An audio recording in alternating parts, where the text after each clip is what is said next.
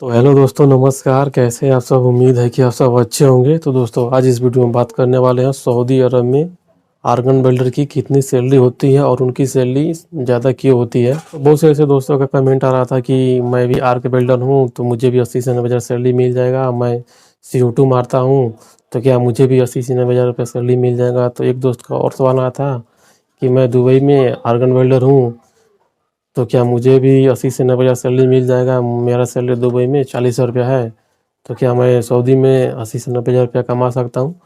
तो दोस्तों, ऐसे बहुत से ऐसे दोस्तों का कमेंट आया था।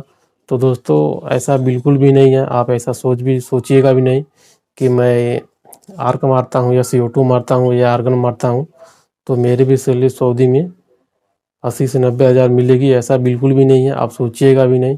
क्योंकि जो 80 से 90 हज़ार जो जिन बिल्डर की सैलरी मिलती है वो बिल्डर 6G बिल्डर होते हैं और वो 100% RT बिल्डर होते हैं और जो भी मेटल मारते हैं उनमें क्वालिफाइड होते हैं। तो उसके बाद से उनकी उतनी सैलरी होती है 80 से 90 हज़ार रुपया, या 1 लाख से अधिक भी उनकी सैलरी होती है।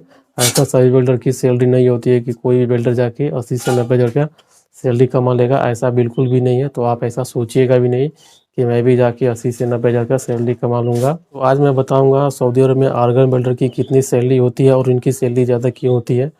तो वीडियो को लास्ट तक देखिएगा। चैनल पर नया है तो चैनल को सब्सक्राइब कर लीजिएगा और बेल आइकन को प्रेस कर दीजिएगा ताकि आपको ऐसा इन्फॉर्मेटिव वीडियो मिलता रहेगा। तो चलिए वीडियो को स्टार्ट करते हैं।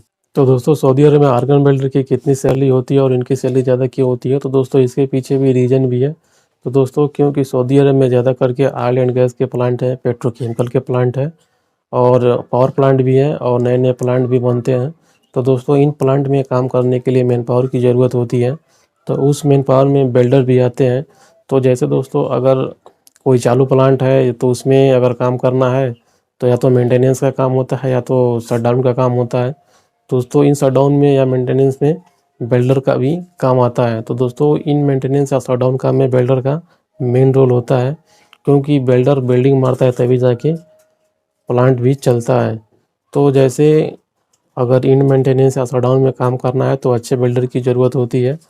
तो कंपनी का भी कुछ क्राइटेरिया होता है कि अच्छे अच्छे बिल्डर चाहिए। तो जो अच्छे बिल्डर आते हैं दोस्तों, तो उनकी अच्छी सैलरी भी होती है। तो इसके लिए जो भी बिल्डर अच्छे अच्छे बिल्डर जो कंपनी लाती है तो उनकी अच्छी भी सैलरी भी देती है, क्योंकि ये चालू प्लांट होते हैं और उन पर सेफ्टी का इशू ज़्यादा होता है इस प्लांट में। तो इसके लिए अच्छे और क्वालिफाइड बिल्डर आते हैं। और दोस्तों, इन चालू प्लांट में आर्क वेल्डिंग का काम नहीं होता है, सिर्फ आर्गन वेल्डिंग का काम होता है। कहीं कहीं पे जहाँ पे परमिट होता है वहीं पे आर्क वेल्डिंग का काम होता है, नहीं तो 100% में से 90% आर्गन वेल्डर का ही काम होता है। तो इसलिए आर्गन वेल्डर ज़्यादा आते हैं, लेकिन वो आर्गन वेल्डर मल्टी वेल्डर होते हैं। वो आर्क भी मारते हैं और आर्गन भी मारते हैं।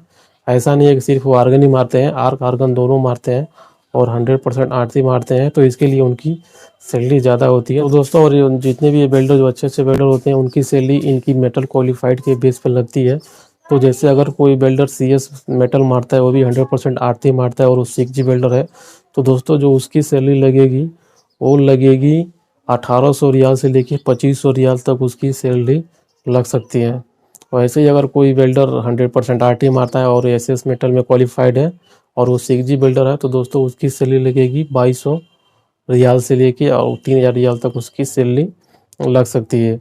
वैसे ही अगर कोई बिल्डर SS प्लस LI दोनों में क्वालिफाइड है, 100% RT मारता है और 6G बिल्डर है, तो दोस्तों उसकी जो सैलरी होगी वो 2500 से लेके 3500 रियाल तक लग सकती है। और दोस्तों, ये जितने भी बिल्डर होते हैं उनके पास एक्सपीरियंस होता है, 6 साल का 7 साल का एक्सपीरियंस होता है, 5 साल का भी एक्सपीरियंस होता है और जो एक्सपीरियंस होता है वो ऑयल एंड गैस का एक्सपीरियंस होता है। तो उसके लिए इनकी सैलरी ज़्यादा लगती है। तो सऊदी में 80 से 90 या 1 लाख रुपया बिल्डर कैसे कमाते हैं।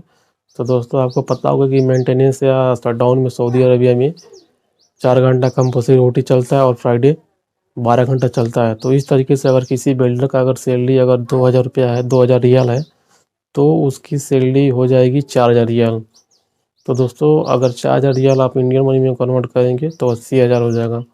वैसे ही अगर किसी बिल्डर का अगर सैलरी 2500 रियाल है, उसका OT डेली का 4 घंटे चल रहा है और 12 घंटा फ्राइडे चल रहा है, तो उसकी सैलरी अगर 2500 है तो उसकी सैलरी सीधा 5000 हो जाएगी।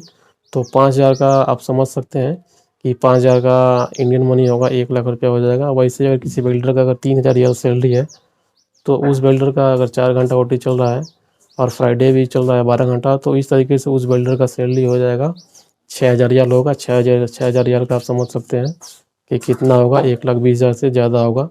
तो इस तरीके से बिल्डर लोग कमाते हैं सऊदी अरब में ज़्यादा। तो दोस्तों आपको समझ में आ गया होगा कि वहीं बिल्डर कमा सकते हैं 80 से 90,000 रुपये महीना या 1,00,000 रुपये महीना। जो क्वालिफाइड होते हैं, मेटल में भी क्वालिफाइड होते हैं, 6G क्वालिफाइड होते हैं और 100% आरती मारते हैं, वहीं कमा सकते हैं। तो ऐसे कोई भी बिल्डर नहीं कमा सकता है जैसे कोई यार कमाता है, ऐसे यूट्यूब मारता है। तो दोस्तों ये जब आप अपने दिमाग से निकाल दीजिएगा कि मैं भी 80 से 90,000 का महीना कमाऊंगा, तो आप नहीं कमा सकते हैं। तो अगर आपके मन में भी कोई सवाल हो तो आप मुझे कमेंट कर सकते हैं, और वीडियो अच्छी लगी हो तो वीडियो को लाइक कीजिएगा, शेयर कीजिएगा और चैनल पर नए हो तो चैनल को सब्सक्राइब कर लीजिए।